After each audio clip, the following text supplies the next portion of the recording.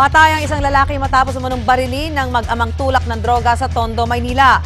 Pinag-iinalaan daw ng mga suspect ang biktima na impormante ng mga pulis. Narito ang report ni Haji Rieta. Wala akong pampalibing! Di na napigilan ni Aling Carmen Antuque ang sama ng loob dahil sa sinapit ng kanyang asawa. Mag-alas 11 kagabi ng pagbabarilin si Diomedes Timoteo sa Tigbasan Street sa Barangay 118, Zone 29 sa Tondo, Maynila. 3 basyo ng bala ng baril ang nakita sa crime scene. Sana sumuko na sila! Hindi naman nabambuhay, magtatago sila eh!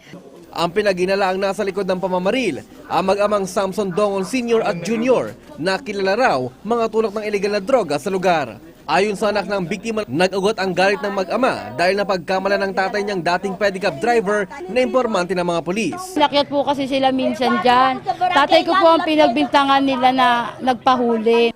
Kaya noon pa man daw, may banta na sa buhay ang kanilang ama. Nahuli naman ang lalaking umano'y nagsilbing lookout ng mga suspect sa pagpatay kay Timoteo. Ilang oras kasi bago barilin ng biktima, napansin daw nilang aaligid-aligid malapit sa kanilang bahay ang lalaki.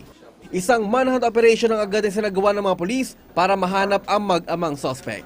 Para sa unang balita, Haji Rieta reporting.